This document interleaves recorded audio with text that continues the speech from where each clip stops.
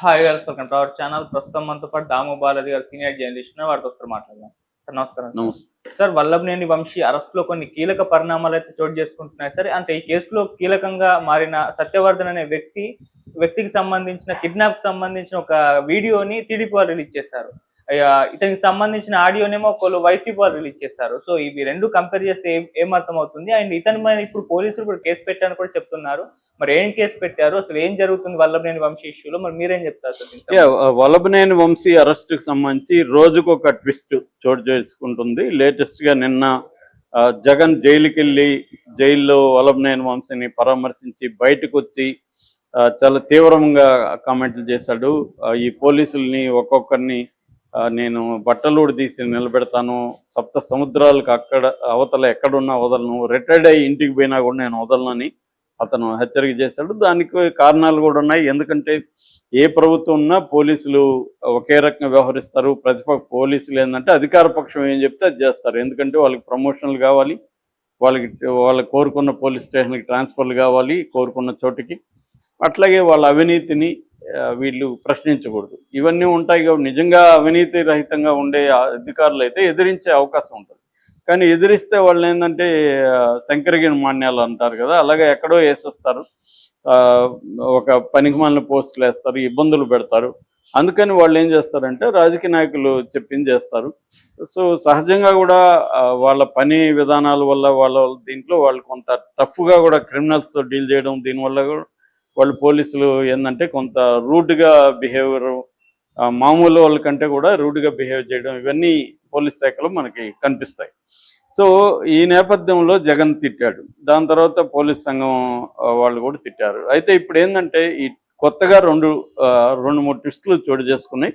అందులో దానికి ముందుగా మనం అసలు దీని బ్యాక్గ్రౌండ్ కొద్దిగా చెప్పుకుంటే 2023 ఫిబ్రవరి 19వ తేదీన పటాబి మనకు తెలుసు తెలుగుదేశం అధికార ప్రతినిధి, అతను మంగళగిరి తెలుగుదేశం ఆఫీసులో కూర్చొని ప్రెస్ మీట్ పెట్టి బండ బూతులు తిట్టాడు.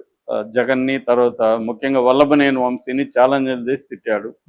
ఆ తర్వాత మొన్నాడు గన్నవరం వచ్చాడు, నేను గన్నవరం వస్తున్నాను నువ్వేం చేస్తావు ఛాలెంజ్ చేశాడు. సో దీంతో తిడుతున్నారని వీళ్ళు ఏం చేశారు, వైసీపీ వాళ్ళు దాడి చేశారు ఆఫీస్ మీద. ముఖ్యంగా పటాబి రెచ్చగొట్టడం అనేది ఫస్ట్ రాంగ్, దాని తర్వాత వీళ్ళు దాడి చేయడం అనేది రాంగ్. ఇద్దరు ఒక దీనికి వెళ్ళిపోయారు. దాంతో 2023 ఫిబ్రవరి 23న ఈ తెలుగుదేశం పార్టీ తరఫున కంప్లైంట్ ఇచ్చారు పోలీసులకి. సత్యవర్ధన్, అతని పేరు మొడమూరి సత్యవర్ధన్ అనే వ్యక్తి పేరుతో కంప్లైంట్ ఇచ్చారు. కంప్లైంట్ ఇచ్చినప్పుడు 161 స్టేట్మెంట్ కూడా పోలీసులకు ఇచ్చారు. ఆ కంప్లైంట్లో వంశీ పేరు లేదనేది వైసీపీ వాళ్ళు చెప్తున్నారు. అట్లాగే అతను ఇచ్చిన 161 స్టేట్మెంట్లో కూడా వంశీ పేరు లేదు. పైగా నేను ఎవరు వచ్చారో నేను చూడలేదని చెప్తున్నారు. సో అది జరిగిందనమాట. దాంట్లో వంశీ లేడనేది చెప్తున్నారు. ఆ వీడియోలో కూడా వంశీ ఎక్కడ లేడు, టీడీపీ వాళ్ళు ఉన్నారు. వంశీ ప్రేరేపణ అనేది ఉండొచ్చు, ప్రేరేపించడం కూడా నేరమే కాబట్టి వంశీ మీద కేసు పెట్టడం తప్పు కాదు. సో అలాగా వంశీ మొత్తంగా 88 మంది దీంట్లో ఇన్వాల్వ్ అయినట్టుగా కేసు పెడితే అందులో 45 మందిని ఆల్రెడీ అరెస్ట్ చేశారు. వంశీ A71గా ఉన్నాడు. అయితే దీంట్లో వంశీని అరెస్ట్ చేసిన A71 కాబట్టి బెయిల్ వచ్చేస్తుందని చెప్పి వంశీని అలా అరెస్ట్ చేయకుండా పెట్టుకున్నారు. ఈ లోపల ఏం జరిగింది, ఈ సత్యవర్ధన్ అనే వ్యక్తి కోర్టుకి వెళ్ళి ఒక స్టేట్మెంట్ ఇచ్చాడు. అదేంటంటే నేను అసలు కంప్లైంట్ నేను ఇవ్వలేదు, అక్కడ బచ్చుల సుబ్రహ్మణ్యం అని టీడీపీ నాయకుడు నా దగ్గరికి వచ్చి ఇట్లా కంప్లైంట్ ఇస్తున్నాము, నువ్వు సాక్షి సంతకం చేయాలా, ఎందుకంటే ఈ అబ్బాయి 24 ఏళ్ళ కుర్రాడు, కంప్యూటర్ ఆపరేటర్గా పనిచేస్తున్నాడు. సో నువ్వు సాక్షి సంతకం చేయంటే నేను అసలు కంటెంట్ కానీ పేర్లు కానీ ఏమి చదవలేదు, తెలుగుదేశం నాయకుడు చెప్పాడు కాబట్టి నేను సంతకం చేశాను, సాక్షి అనుకొని చేశాను, అది కంప్లైంట్ నేను ఇస్తున్నట్టుగా ఇస్తున్నారని నాకు తెలియదని ఆ అబ్బాయి కోర్టులో చెప్పాడు. రెండోది, ఒకవేళ నా పేరుతో ఉంది కాబట్టి టెక్నికల్గా నేను విత్డ్రా చేసుకుంటున్నాను, మా ఇంట్లో వాళ్ళు నన్ను తిడుతున్నారు, నాకు ఈ కేసు ఉంటే నాకు ఉద్యోగం, నేను హైదరాబాద్లో జాబ్ చేసుకున్నా, నా జాబ్కి ఇబ్బంది, ఇవన్నీ కోర్టులో అతను స్టేట్మెంట్ ఇచ్చాడు. ఎప్పుడు మన 10వ తేదీన ఫిబ్రవరి 10వ తేదీన కోర్టులో స్టేట్మెంట్ ఇచ్చాడు.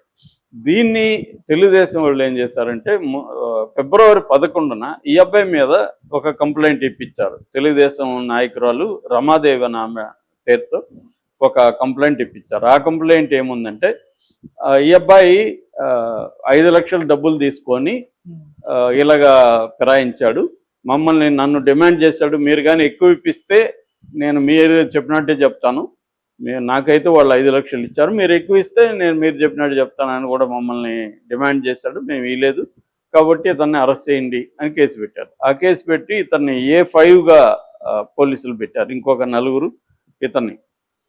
ఇక్కడ మనకు అర్థమవుతుండేది ఏంది, వీళ్ళకి తెలుగుదేశం వాళ్ళు పెట్టిన కేసు ప్రకారం ఏమర్థమవుతుంది, సత్యవర్ధన్ అనే వ్యక్తి వైసీపీ వాళ్ళ దగ్గర డబ్బులు తీసుకొని తన కంప్లైంట్ని వెనక్కి తీసుకుంటున్నట్టు కోర్టులో అఫిడవిట్ ఇచ్చాడు అనేది కదా అర్థమవుతుంది.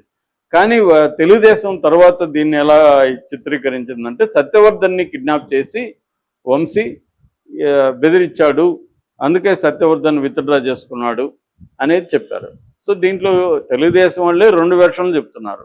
అఫిషియల్గా కేసు పెట్టిన వెర్షన్లు ఏమో ఇతను డబ్బులు తీసుకుని ఫిరాయించాడని, ఇటేమో వంశీ కిడ్నాప్ చేశారని కొత్త కేసు పెట్టించి ఎవరు వాళ్ళ బ్రదర్ దగ్గర, ఇతను పెట్టలేదు, సత్యవర్ధన్ పెట్టలేదు, సత్యవర్ధన్ బ్రదర్ దగ్గర కిడ్నాప్ కేసు పెట్టించి కిడ్నాప్ కేసులో A1గా వంశీని పెట్టించి అరెస్ట్ చేశారు.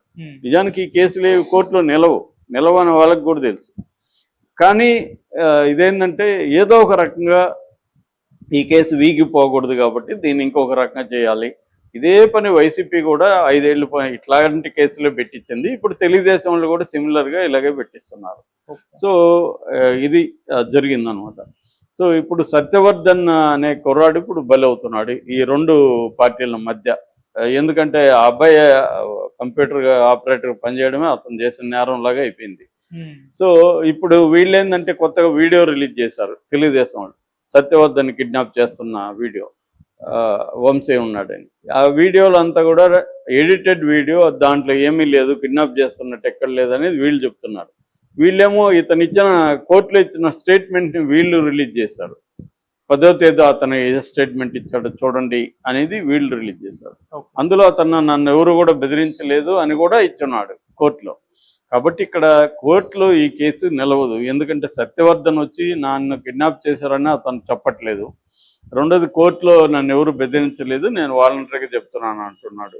కాబట్టి ఈ కేసు నిలిచే అవకాశం లేదు. కాబట్టి వీళ్ళు ఏం చేస్తున్నారంటే దీన్ని పొలిటికల్గా మార్చేశారు. లీగల్ బ్యాటిల్ని పొలిటికల్ బ్యాటిల్గా మార్చడానికి ఇది పనికొస్తుంది. మనం చాలా చూస్తున్నాం, లీగల్ బ్యాటిల్ చేయాల్సిన దాన్ని పొలిటికల్ బ్యాటిల్గా మార్చేసి జనమే ఒక కోర్టులాగా జనంలోకి వీళ్ళ వెర్షన్లు 2 వెర్షన్లు తీసుకెళ్తూ ఉంటారు.